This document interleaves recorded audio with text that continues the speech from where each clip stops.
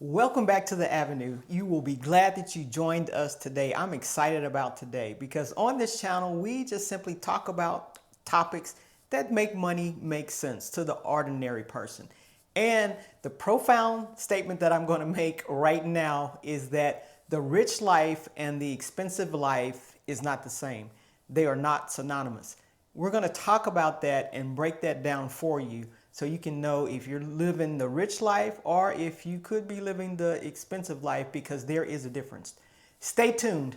She's a go-getter, alright. What a beautiful sight. Anything she sets her mind to, she stays on it day and night. She writes the checks, she signs the deeds. She plants the fruitful seeds and still finds the time to meet all her family needs.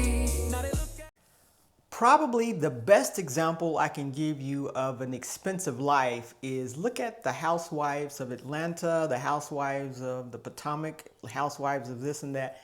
Look at these ladies and what they wear, what they do, because it's all about look at me, look how rich I am, look how good I look. It's all about putting on a show for someone else. And we know they call them reality shows, and that's what keeps us watching. I do watch the Housewives of Atlanta. Just for entertainment purposes. It's just really interesting and funny to me. But anyway, I do watch them, and the things that they wear, the lavish places that they go, the trips that they go on, it's all to make that show. But some people actually do this in real life. They do things so to please other folks, to have people look at them and think that, oh, they have a lot of money because this is what they drive, this is where they live, this is what they wear. And they could be doing something to their faces and their body to make them look more appealing to themselves or somebody else. But this is all incorporated into that life that more than likely most of these things are probably being charged on a credit card, charged somewhere. They're not probably being paid for, right? And so this is the expensive life that we're talking about when people go out and do this. They're running toward the next person to say something good about them. And that's what it's all about. Look at me, look at, the show that I'm on, look what I'm doing. It's all about that. And they could be bleeding inside or bleeding at the bank with trying to keep up with this lifestyle that they've created for themselves. There's a lot of folks right now that, with the economy the way it is, that we used to see as influencers on, and some of them are going out and renting these houses. They're renting these cars. They're renting the jewelry that they're wearing just to keep up with, this is what I look like. This is what makes me successful because this is the way I look. And the mature person has nothing to prove, right?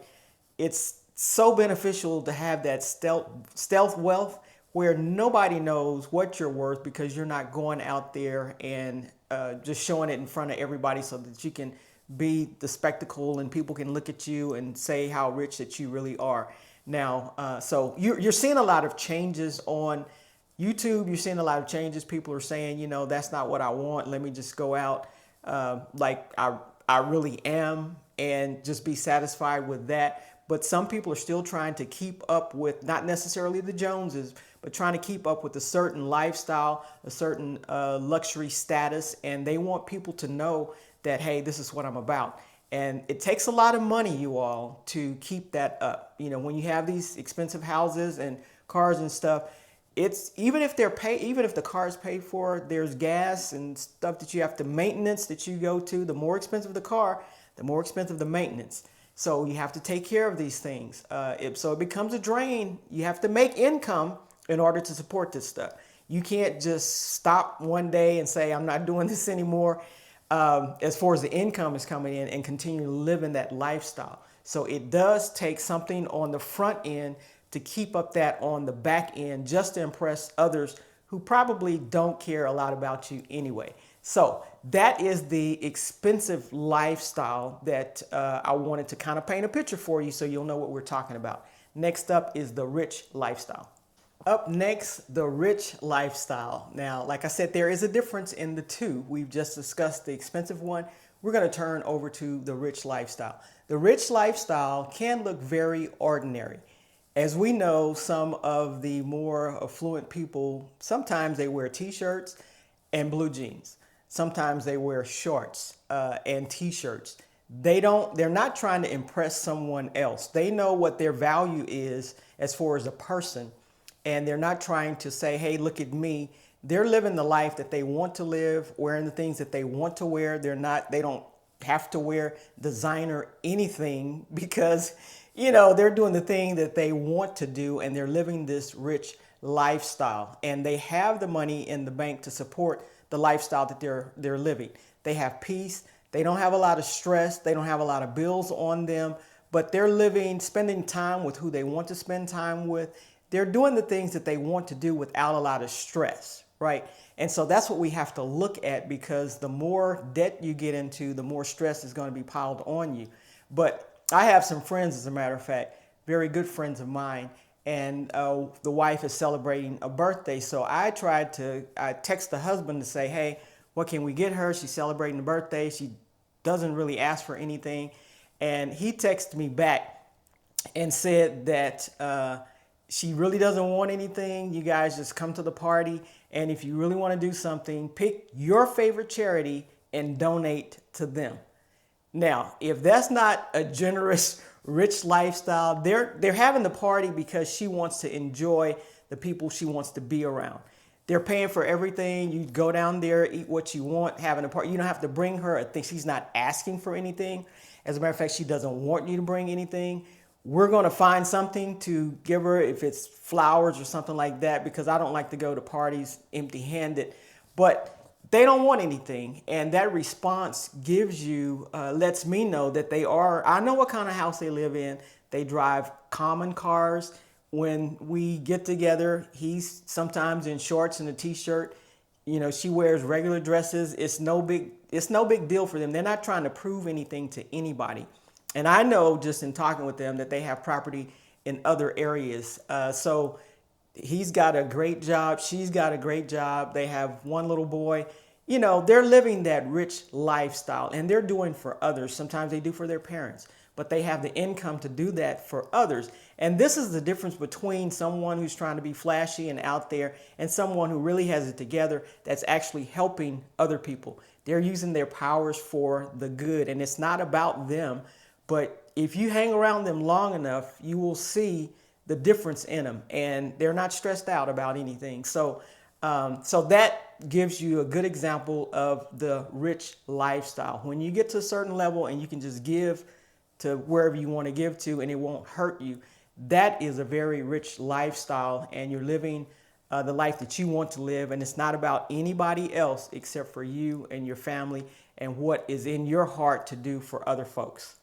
Now that we've learned the difference between the expensive lifestyle and the rich lifestyle, I want you with your rich little finger to hit that like button and that subscribe button so that you can stay up to date on the latest information as I'm bringing it to you. We're talking about a different level, you guys, and we're laying it out, just telling the truth about things, laying it out so you'll know the difference and you can spot people for yourself, and you can take a look at yourself, put the mirror in front of your face and see, am I living for other folks or am I living for myself? Do I have the financial backing to support the life that I'm living for other folks, or am I truly enjoying life and have the financial backing to support the life I'm living for myself? Questions for you to ask yourself. Once you get into your 40s, 50s, and 60s, and these are the people that I'm specifically talking about, you want to define what real wealth looks like. And some of the characteristics, I'm going to go through several of them, but low stress. That's a great characteristic of real wealth. You're not stressed out about every time a bill comes to the house, or you open a bill, or something breaks at the house. You're stressed out about how I'm going to pay for it. You don't have those kind of stresses because you have it together. You have the emergency fund, or you have the fund set aside, or you've been saving for that particular thing to happen. So now that you can go ahead and do that. You have also your investments together. You have cash flow coming into the house as much as you need that cash flow. So you have a strong cash flow coming into the house. It may be from several rental properties. It may be from pension. At some point, it may be from Social Security, but you have that strong cash flow that you know that those bills are paid regardless, right? The bills are paid and you have extra left over to do other things with, and your investments are solid. You settle down to, this is what I want to invest in. This is who's taking care of my money. I'm checking on my money, even if somebody else is taking care of it, asking questions, reviewing it with them to see if this is the best option for me. But this is what real wealth will look like. These are some of the things real wealth looks like. Real wealth also looks like reduced debt. Your debt is low. You've paid off most of the stuff. You may have paid off everything but the house. You may have paid off the house. Congratulations. I am not mad at you if you paid off the house. That's a huge accomplishment. So paying off the house and paying off everything as low as you can possibly do, because that money that's coming into your household, that strong cash flow, you can use it for what you want to use it for now. And so that is another characteristic of a wealthy. Let us not forget health. Health is wealth. You want to focus on your health. And as I told you at the beginning of this year or the end of last year, the health is one thing that I was focusing on. I want optimal health, and I'm still on that journey, still moving toward it. I've seen things improve in my life. So that's what I'm focusing toward. That's what I'm moving toward. So health is wealth. When I feel good, the money flows. I don't worry about certain things. But if I'm not feeling good, then it bugs me. And really, no matter how much wealth that I have, if I don't feel good, it's not a good feeling. I'm not good. I'm not good. So health is one important thing. Securing your time is another characteristic of being real wealth, what real wealth is about, because you can do the things that you want to do. And it's a priority when you do certain things. When you come home, even if you're working a 9 to 5, when you come home, the priority is the family. That's where you spend the time. When you're at work, the priority is the job, and that's where you spend the time. If you have your own business, you have time for that. When you come home, what is your priority? But real wealth will look just like that. So these are some of the things that real wealth looks like. When you have real wealth, your question will change from what looks impressive to what's protecting my future. And when you move to that question of how am I going to protect my future, that's when the maturity level has risen to a different level, and you're moving toward real wealth at that point in time. You may be asking yourself, okay, I get you, Adrian, I understand what you're saying, but how do I know where I am as far as building wealth, as far as my mindset concerned?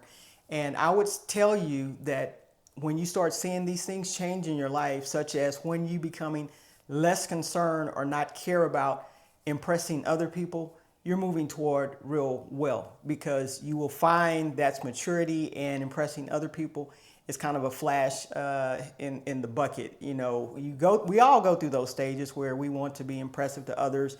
We want them to see what we drive, where we live, and what kind of clothes we wear. But once you get over that, and it doesn't really matter, you have nothing to prove at some point in time, and that's a level of maturity, then you're moving toward real wealth. Another thing you do is you value time over status. Your time is more important to you than your status is, and so you take the time to do the things with the people you want to spend time with and not worry so much about status. You also prioritize investments over appearances. Like I said, there are some people that are rich, very wealthy, and they dress like common people. They focus more on where the money's going, where they're investing it in, other than just appearing to be rich. I would rather be rich than appear to be rich, look like I'm rich. You can go out and buy these expensive purses and not have a dime in the bank. I would rather have money in the bank and buy just a normal leather purse that will last me, because I'm not trying to impress anybody. So when you move from investments and not care so much about appearances, that's when you're moving toward more wealth. Next up is long-term thinking. You think about the future, right? You don't think about paycheck to paycheck, month to month. You think about years out, how things are going to look years out. And you protect your time. You spend time with the people you want to spend time with, but then you protect your time when you're thinking about when the wealthy, if you're wealthy, you're protecting your time and you're thinking long term. And last but not least, I can't say more about this, but you avoid unnecessary debt. Okay, so let me just give you an example. Sometimes we get into social clubs that's draining our finances, right? Because when you join these social clubs, whatever they are, there's a certain amount you have to pay for annual dues, and they have all these functions and stuff like that. That's another chunk of money. Then you got to dress the part and do certain things and buy paraphernalia and all of this.